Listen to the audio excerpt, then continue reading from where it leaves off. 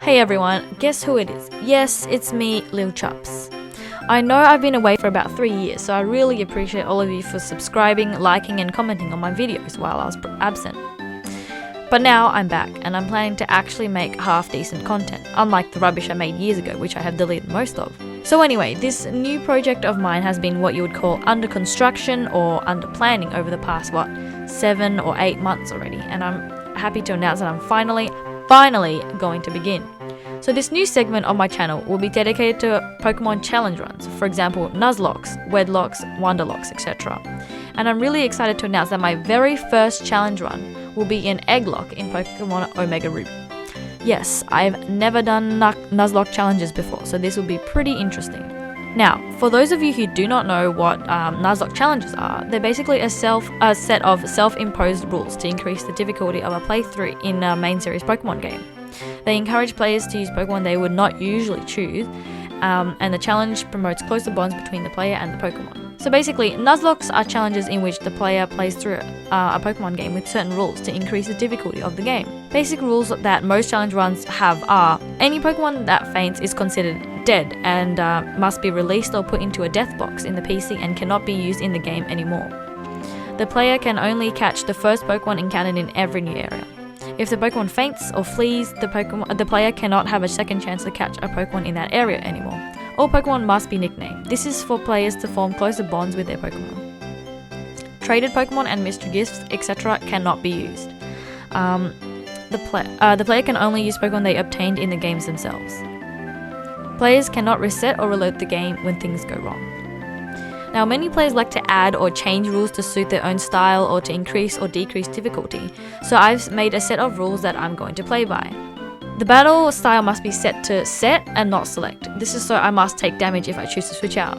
The EXP Share must be turned off, which means that I'll have to be doing a lot of grinding. And yes, for the most part, I'll be doing this off camera just to save view time. A death box will be used to store Pokemon that have died or fainted in battle. They can never be taken out or used in the game again. And just for reference, since this is an Egglocke challenge, I'll be switching out any Pokemon caught in each of the new areas for an egg. All the eggs I have are traded from people on Reddit, so I do not know what's inside of any of them. Eggs are to be switched out for the first Pokemon I catch in each route. Level is to be matched using rare candies. Rules will not be enforced until Pokeballs are received, so this will mean that the Zigzagoons that attack Birch do not count for that route. And also, I think there was something about the Dex Nav at the start where May shows you how to do the Dex Nav stuff. That does not count either.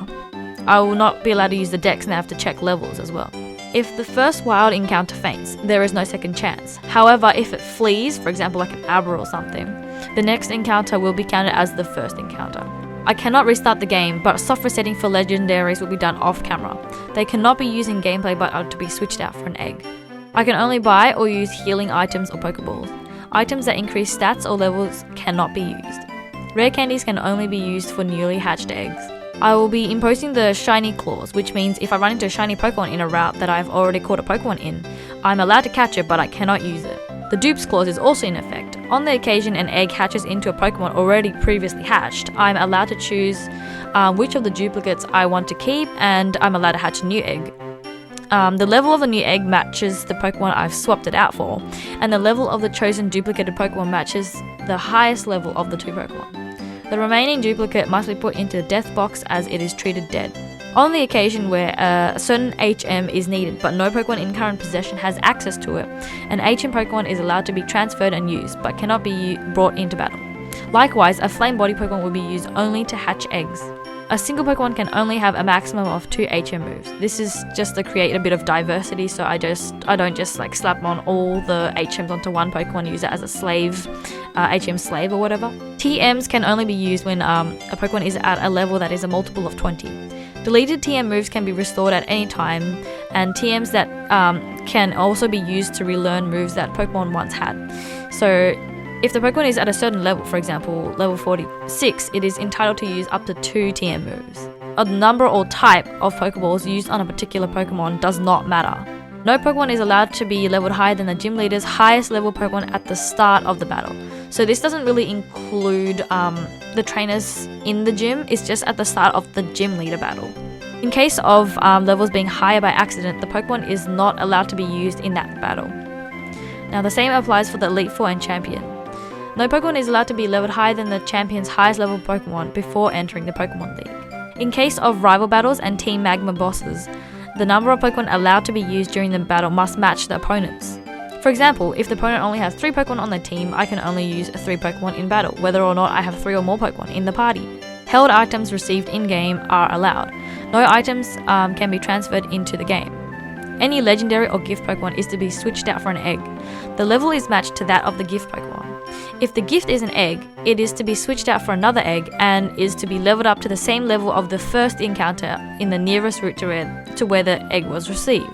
The number of items allowed to be used in every battle matches the number of Pokemon on the opponent's team. For example, Roxanne has 2 Pokemon on her team, so I can only use up to 2 items in that particular battle.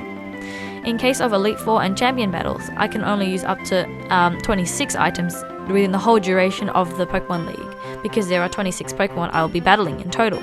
This includes healing Pokemon between battles. So say I beat, I think it was Phoebe or something, and although my Pokemon are very low on health, I would want to heal up before I battle the next Elite Four. And every item that I use between battles also counts towards this limit, the limit of 26. The use of ability capture is forbidden. All Pokemon must be nicknamed, and on the occasion the whole team is wiped out in a battle, any Pokemon left in the PC are allowed to be used. It is only truly game over when there are no Pokemon available to use in the party as well as the PC.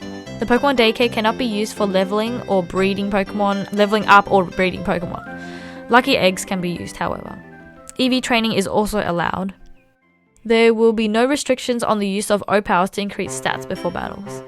For Pokemon that require trading to evolve, they must be at least 10 levels higher from the level they previously evolved at. For example, Geodude evolves into Graveler at level 25. For me to be able to evolve Graveler, it must be at least at level 35 for me to be able to trade evolve it. For every additional item used in battle, whether it be by accident or intended, a Pokemon in the party or PC box must be sacrificed. So say I'm battling Roxanne, she has 2 Pokemon in her team, and that means I'm allowed to use up to 2 items in that battle. If I had to use 3 items in that battle, I have to sacrifice a Pokemon in my PC or party. And there you have it. These are the rules I will be playing by. I've also discussed them with a friend, so I kept the gameplay as difficult as possible, but still made sure it's not impossible to complete the challenge. I'll be posting new episodes as frequently as possible, so please feel free to follow my new series if it catches your interest. Hopefully I won't suck too much at my first challenge, but bear with me if I make you cringe. Without further ado, let the battles begin.